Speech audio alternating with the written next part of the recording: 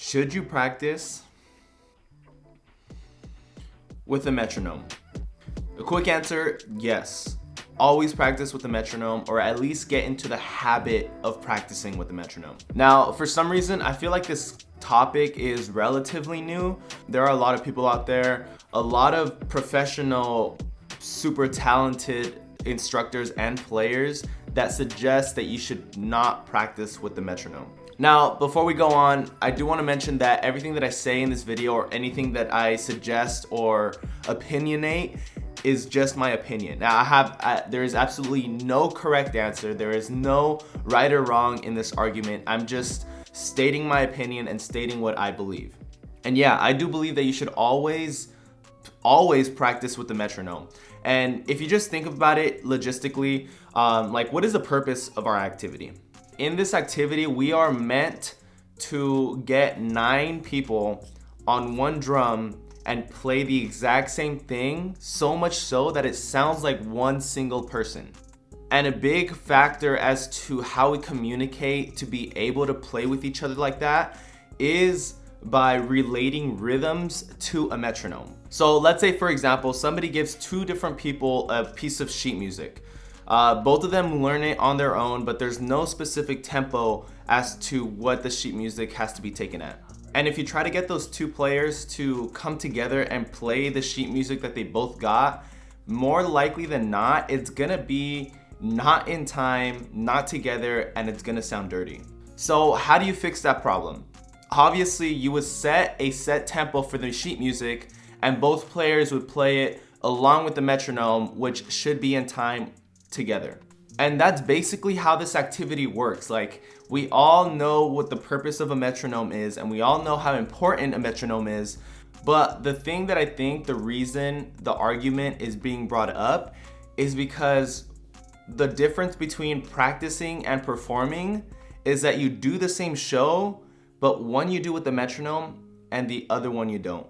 So I don't know if it's in the rules or regulations or whatever it is, but you're not allowed to use the metronome on the field during the performance.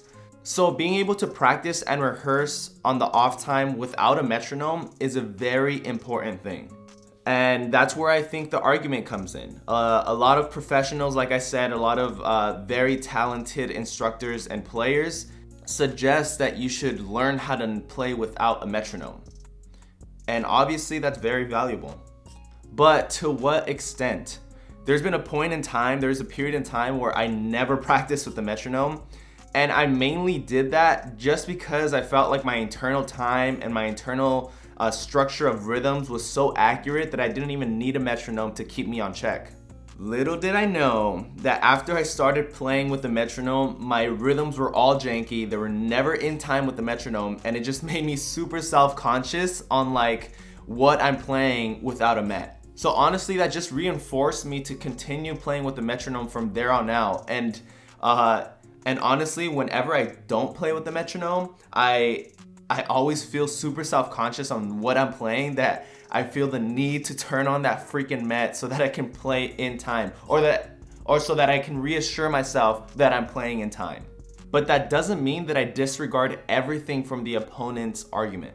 So let me bring up a post from the one and only Percussion IQ, where they specifically talk about the met.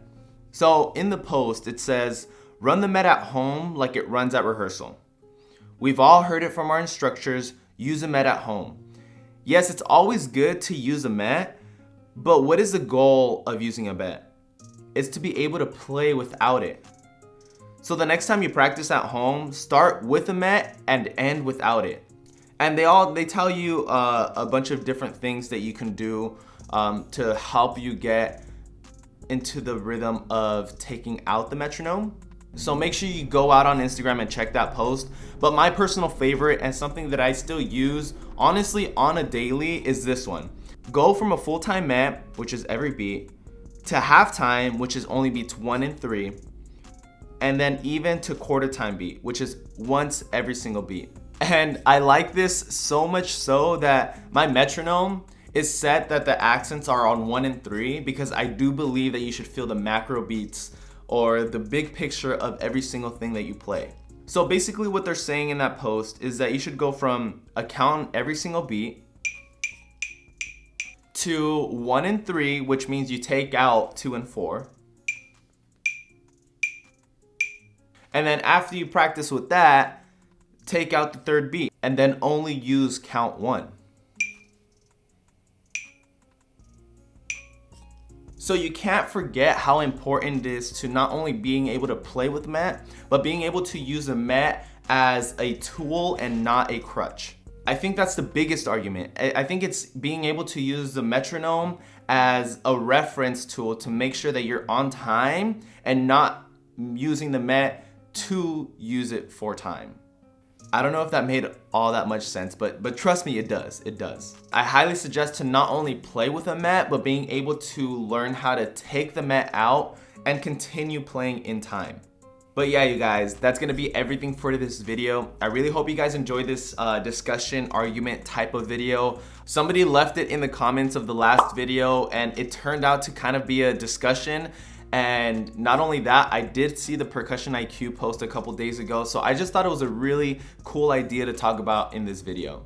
So yeah, all in all, make sure you use a metronome as a tool and not a crutch. Make sure you're always consistently playing in time, and also don't forget to hit that like button. It helps the channel a ton, and don't forget to subscribe for more videos in the future.